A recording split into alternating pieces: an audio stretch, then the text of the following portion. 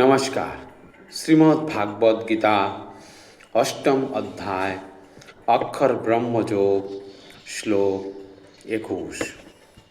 অব্যক্ত অক্ষর ইতি উক্ত তম আহু পরমাম গতিম যম প্রাপ্য নঃ নিবন্তন্তে তদ্ধাম পরমম মম।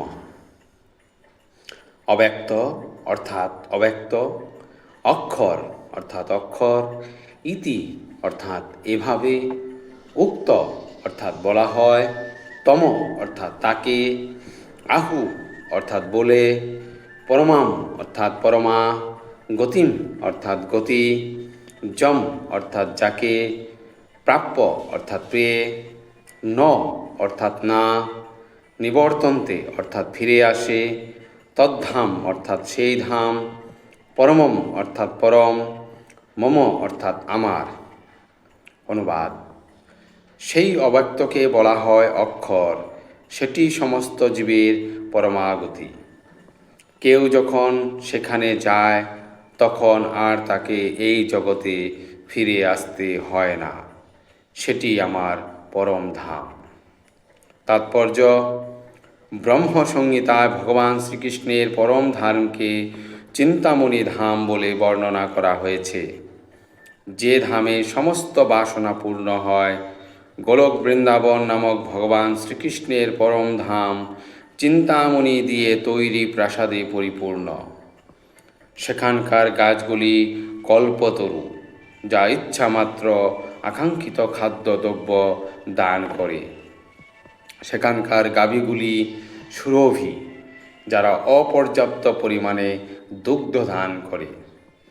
এই নিত্যধামে সহস্র শত লক্ষ্মী নিরন্তর অনাদির আদিপুরুষ সর্বকারণের কারণ শ্রী গোবিন্দের সেবা করছেন। ভগবান নিরন্তর তার বেণুবাদন করেন। তার দিব্য শ্রী বিগ্রহ ত্রিভুবনকে আকৃষ্ট করে।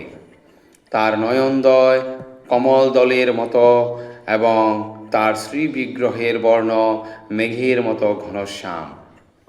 তিনি এতই আকর্ষণীয় যে তার অপূর্ব সুন্দর রূপ কোটি কোটি কন্দর্পকেও পরাভূত করে। তার পরনে পীতবসন, গলদেশে বনমালা এবং কেশদামে শিখিপুচ্ছ।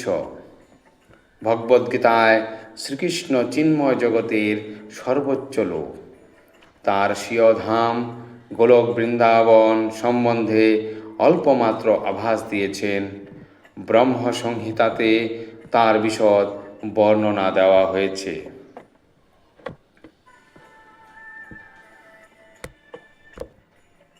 বৈদিক শাস্ত্রে উল্লেখ করা হয়েছে যে ভগবানের চিন্ময় ধামের থেকে উত্তম আর কিছুই নেই এবং সেই ধামই পরমাগতি।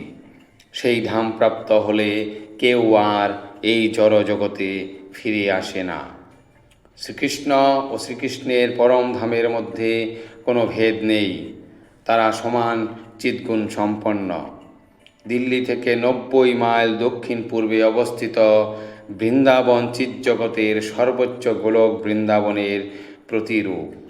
শ্রীকৃষ্ণ যখন এই পৃথিবীতে অবতরণ করেছিলেন তখন তিনি ভারতবর্ষে স্থিত মথুরা জেলার 84 বর্গ মাইল পরিধি বিশিষ্ট দিব্যধামে তার দিব্য লীলা বিলাস করেছিলেন।